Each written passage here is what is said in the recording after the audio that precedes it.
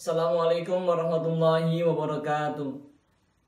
Alhamdulillahirabbil alamin wa bihi nasta'in wa ala umuri dunya waddin. Wassalatu wassalamu ala asrofil anbiya'i wal mursalin sayyidina wa maulana Muhammadin wa ala alihi wa sahbihi ajma'in, amma ba'du. Puji dan syukur marilah kita panjatkan kehadirat Allah Subhanahu wa taala karena atas rahmat dan hidayahnya kepada kita dapat beraktivitas sehari-hari dalam keadaan sehat walafiat. Salawat dan salam tak lupa kita curahkan kepada junjungan alam Habibana wa Nabiyana Muhammad sallallahu alaihi wasallam, pada keluarganya, pada para sahabatnya, dan kita sebagai umatnya sampai akhir zaman.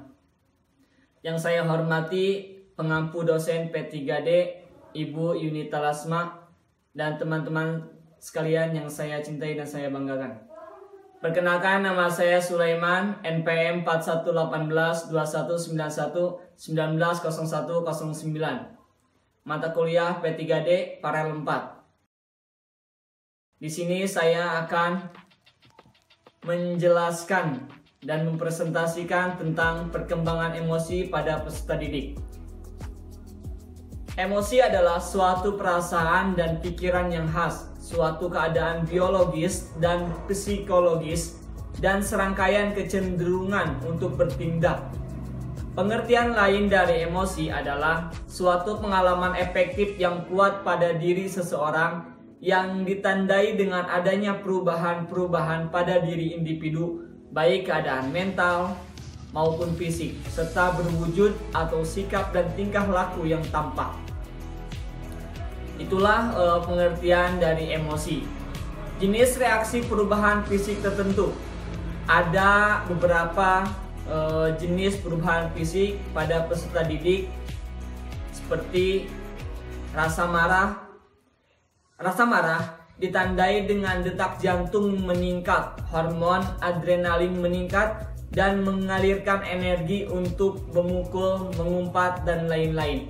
Itu salah satu bentuk rasa emosi, rasa marah ya. Yang kedua yaitu rasa takut. Rasa takut ditandai dengan tubuh terasa membeku, reaksi waspada, wajah pucat, dan darah terasa mengalir ke otot rongga besar. Misalnya kaki untuk dapat lari, atau mata terasa was-was untuk mengamati kondisi sekitarnya. Itulah yang terjadi ketika kita dalam keadaan rasa takut. Itu disebut juga sebagai emosi. Selanjutnya yaitu rasa bahagia. Rasa bahagia juga termasuk dalam perubahan reaksi fisik dalam emosi. Rasa bahagia ditandai dengan adanya peningkatan aktivitas pusat otak yang menghambat perasaan negatif dan menenangkan perasaan yang menimbulkan kerisauan. Jadi kerisauan, kesedihan pada rasa bahagia itu bisa teralihkan atau tersingkirkan, ditenangkan oleh rasa bahagia. Selanjutnya yaitu rasa cinta. Rasa cinta ditandai dengan adanya perasaan kasih sayang serta pola simpatik yang menunjuk pada respon relaksasi, yaitu kumpulan reaksi pada seluruh tubuh yang membangkitkan keadaan yang menenangkan, serta rasa puas untuk mempermudah kerjasama. Jadi dengan rasa cinta semuanya akan berjalan dengan baik, mempermudah kerjasama. Seperti halnya kita rasa cinta kepada perusahaan, kepada seseorang, kepada instansi misalkan ya. Seperti halnya kita lagi lomba membawa nama baik sekolah atau universitas. Dengan rasa cinta itu akan mempermudah atau membangkitkan semangat kita ya, dalam keadaan menenangkan serta rasa puas untuk mempermudah kerjasama. Selanjutnya yaitu rasa terkejut. Ditandai dengan naik alisnya individu. Hal ini merupakan reaksi untuk suatu kemungkinan menerima lebih banyak informasi atau mencoba menyelami apa yang sedang terjadi untuk merancang tindakan yang baik. Jadi apabila sedang terkejut, biasanya seseorang akan menaikkan halisnya. Yang selanjutnya yaitu rasa jijik. Rasa jijik ditandai dengan sikap hidung mengkerut menutupnya atau ungkapan lain wajah rasa jijik akibat rangsangan bau atau rasa menyengat. Jadi pada saat rasa jijik kita spontan akan mengkerutkan atau menutup hidung kita dan terlihat wajah merasa jijik, ungkapan rasa jijik akibat rangsangan bau, rasa menyengat atau melihat sesuatu. Biasanya kalau melihat sesuatu yang jijik itu langsung mengkerut wajahnya. Selanjutnya yaitu rasa sedih.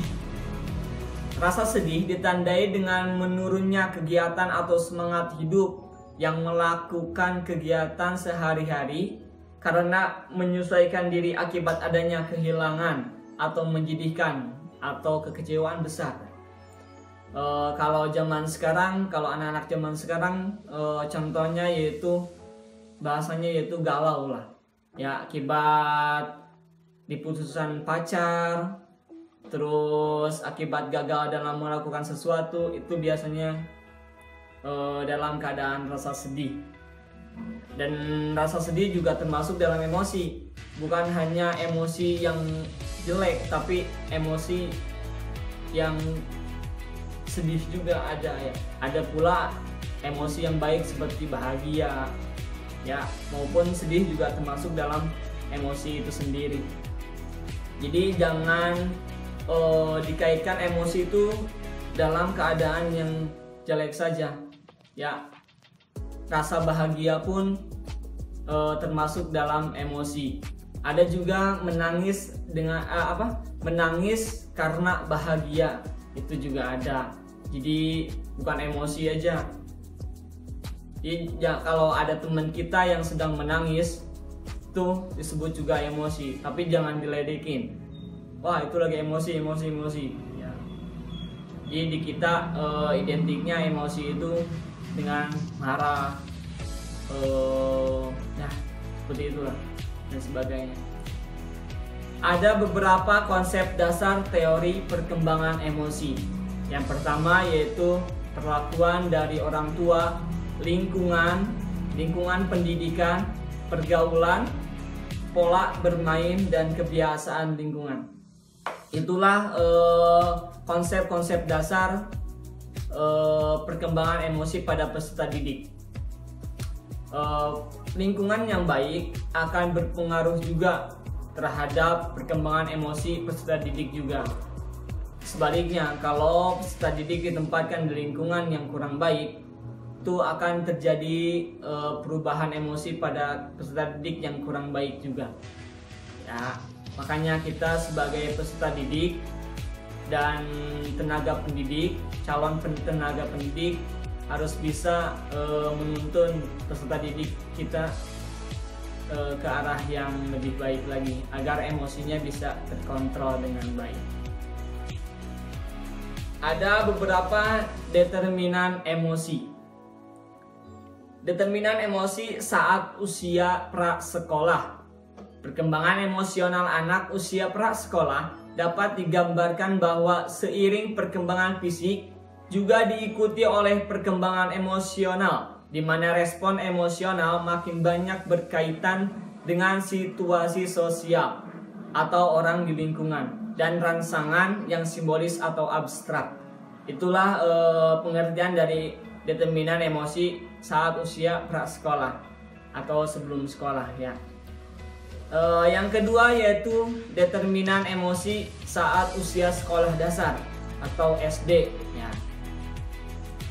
Emosi memainkan peran yang sangat penting dalam kehidupan seseorang. Oleh sebab itu, perlu kiranya untuk mengetahui bagaimana perkembangan dan pengaruh emosi terhadap penyesuaian pribadi dan sosial. Yang ketiga yaitu determinan emosi pada saat usia SMP atau SMA. Karena pada masa remaja atau masa adolensia merupakan masa peralihan atau masa transisi antara masa anak-anak dan ke masa dewasa menuju dewasa. Pada masa ini, individu mengalami perkembangan yang pesat, mencapai kematangan fisik, sosial, emosi. Pada masa ini dipercayai merupakan masa yang sulit, baik bagi remaja sendiri maupun bagi keluarga dan lingkungan sekitarnya. Itulah determinan emosi pada peserta didik. Berikutnya yaitu perihal kecerdasan emosi pada peserta didik. Kecerdasan adalah kemampuan kognitif pada suatu individu untuk memberikan alasan yang baik, belajar dari pengalaman, dan menghadapi tuntutan hidup sehari-hari. Sedangkan Chaplin pada tahun 2009 mendefinisikan kecerdasan atau intelijen adalah kemampuan menghadapi dan menyesuaikan diri terhadap situasi baru secara cepat dan efektif, kemampuan menggunakan konsep abstrak dengan efektif, kemampuan memahami pertalian-pertalian dan belajar dengan cepat sekali. Itulah kecerdasan emosi pada peserta didik. Jadi menyesuaikannya dengan cepat, memahami suatu ilmu atau perihal dengan cepat. Itulah kecerdasan emosi pada peserta didik. Dapat dilatih dari prasekolah, usia SD atau sekolah dasar, dan sampai ke SMP, SMA menuju dewasanya. Ada 4 kecerdasan emosi, ada 4 dimensi. Yang pertama yaitu self awareness. Nah, itu dibacanya pokoknya begitu. Nih ada di sini nih. Ya. Yaitu kemampuan manusia untuk secara akurat memahami diri sendiri dan tetap sadar terhadap emosi diri ketika emosi muncul, termasuk tetap mempertahankan secara manusia dapat merespon situasi tertentu dan orang-orang tertentu di dalamnya. Terdapat kesadaran emosi. Nah, itulah yang pertama, ya, dimensi yang pertama. Yang kedua yaitu social awareness. Nah, inilah pokoknya bacanya ya. Yaitu kemampuan manusia untuk secara tepat menangkap emosi orang lain dan mengerti apa benar-benar terjadi, dan dapat diartikan memahami apa orang lain dipikirkan dan rasakan walaupun tidak merasakan yang sama. Di dalamnya terdapat empati, orientasi, pelayanan, kesadaran berorganisasi.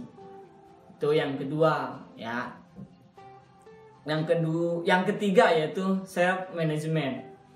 Adalah kemampuan untuk menggunakan kesadaran emosi manusia untuk tetap fleksibel dan secara positif mengarahkan perilaku diri manusia itu sendiri, yang berarti mengelola reaksi emosi manusia itu sendiri kepada semua orang dan situasi. Di dalamnya terdapat kontrol emosi diri, dapat dipercaya, teliti, kemampuan beradaptasi yang baik, dorongan berprestasi, dan inisiatif yang baik.